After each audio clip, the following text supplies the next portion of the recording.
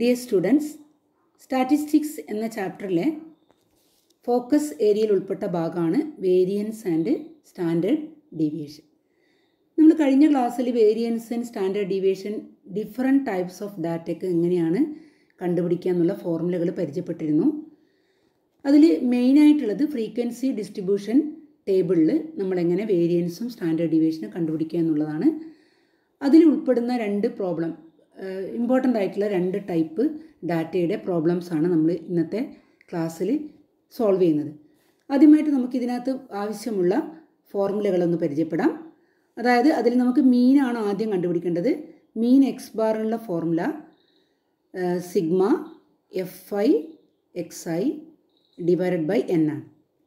ഇതിൽ എൻ എന്ന് പറയുന്നത് ഫ്രീക്വൻസികളുടെ സമ്മാണ്, അതായത് സിഗ്മ എഫ് ഐ എന്ന് പറയും.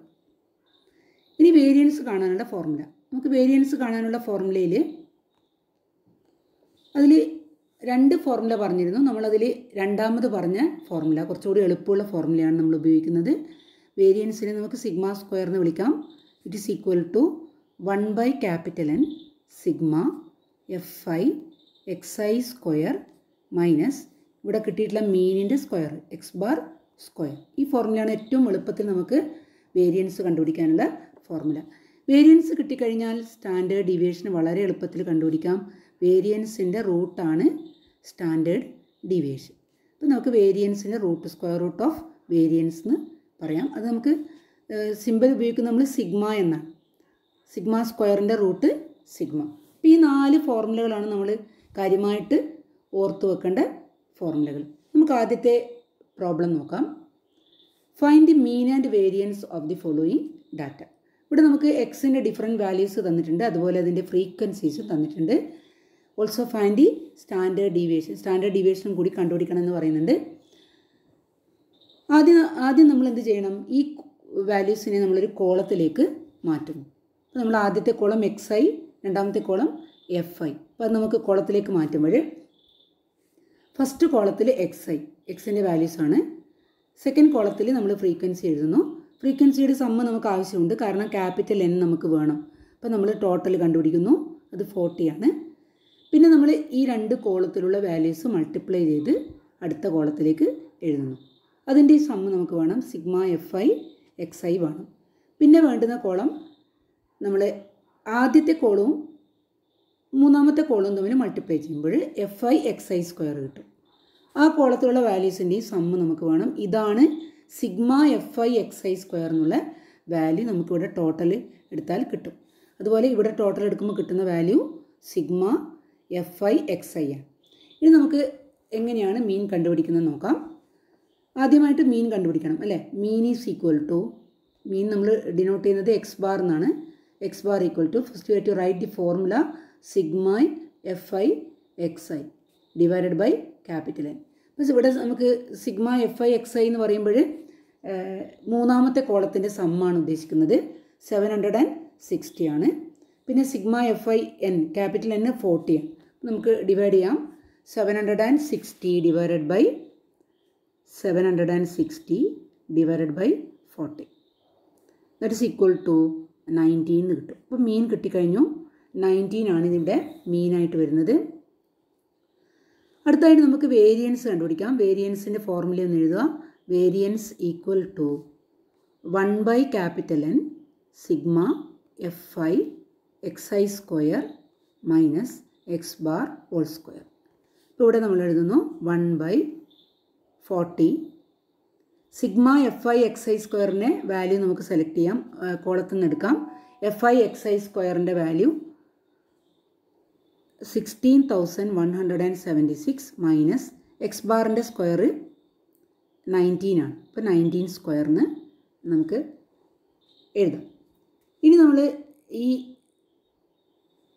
കാൽക്കുലേഷൻ നടത്തുമ്പോൾ നമുക്ക് കിട്ടുന്ന വാല്യൂ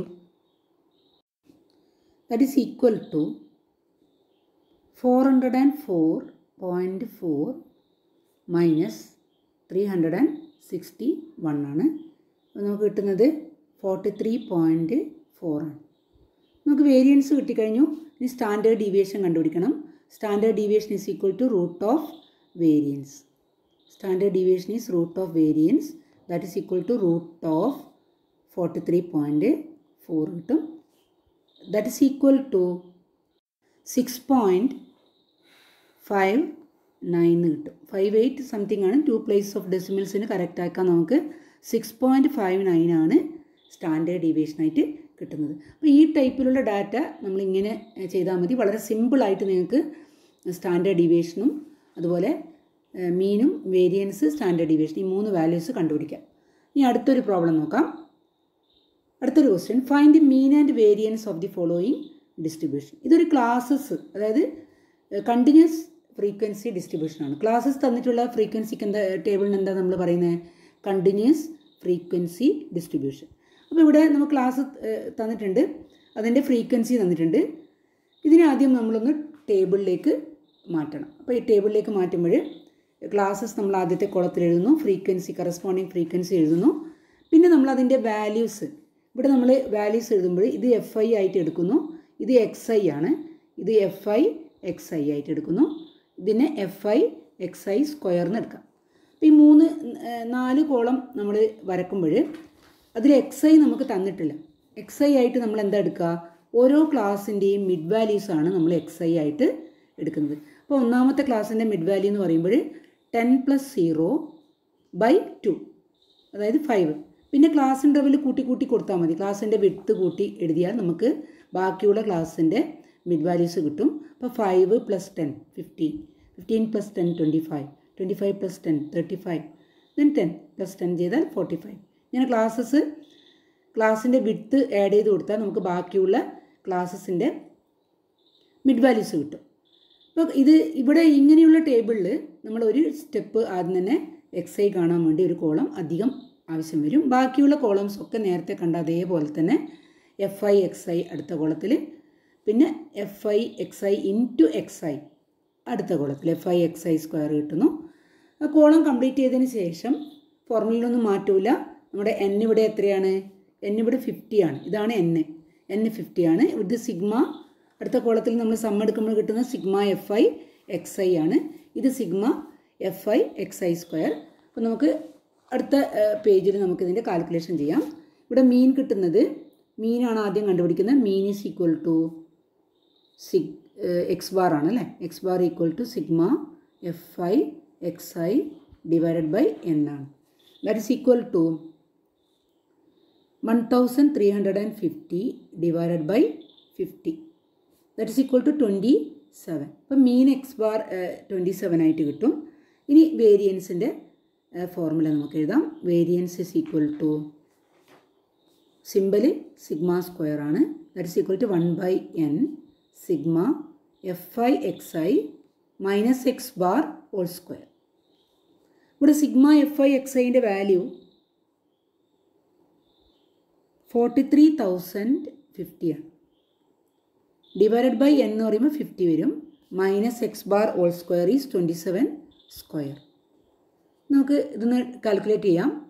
അടുത്ത പേജിലേക്ക് എഴുതുമ്പോൾ that is equal to 861 minus 27 square is 729. That is equal to 132. അപ്പോൾ നമുക്കിവിടെ വേരിയൻസ് സിഗ്മ സ്ക്വയർ കിട്ടിക്കഴിഞ്ഞു 132. ഇനി സ്റ്റാൻഡേർഡ് ഡീവിയേഷൻ കണ്ടുപിടിക്കാം. It is equal to root of 132. That is equal to 11.49. ഇപ്പോൾ ഇവിടെ നമ്മൾ കാൽക്കുലേറ്റർ നിങ്ങൾക്ക് ഉപയോഗിക്കാം. സ്ക്വയർ റൂട്ട് കണ്ടുപിടിക്കാനും അതുപോലെ സമ്മ് കണ്ടുപിടിക്കാനും ഒക്കെ ഉപയോഗിക്കാം. സമയം നിങ്ങൾക്ക് മാനേജ് ചെയ്യാം. കാൽക്കുലേറ്റർ ഉപയോഗിക്കുകയാണെങ്കിൽ കുറച്ചുകൂടി ഫാസ്റ്റായിട്ട് നിങ്ങൾക്ക് കറക്റ്റ് ആൻസറിലേക്ക് എത്താൻ പറ്റും. ഫസ്റ്റ് ഇയറിൻ്റെ ടോപ്പിക്സ് നമ്മൾ ഇതോടുകൂടി കംപ്ലീറ്റ് ചെയ്തു. ഇനി സെക്കൻഡ് ഇയറിൻ്റെ ടോപ്പിക്കാണ് എടുക്കാനുള്ളത്. അപ്പോൾ അടുത്ത വീഡിയോ മുതൽ സെക്കൻഡ് ഇയറിൻ്റെ ക്ലാസ്സസ് നമ്മൾ സ്റ്റാർട്ട് ചെയ്യുകയാണ്. അപ്പോൾ എല്ലാവരും നന്നായിട്ട് എക്സാമിന് വേണ്ടി പ്രിപ്പയർ ചെയ്ത് തുടങ്ങണം. നമുക്കതിൻ്റെ കൂടെ റിവിഷൻ്റെ ക്ലാസ് കൂടി ആരംഭിക്കാം. അപ്പോൾ അടുത്തൊരു വീഡിയോയിൽ കാണാം. സെക്കൻഡ് ഇയറിൻ്റെ ക്ലാസ്സസ് നമ്മൾ സ്റ്റാർട്ട് ചെയ്യുമ്പോൾ അടുത്തൊരു വീഡിയോയിൽ നമുക്ക് കാണാം.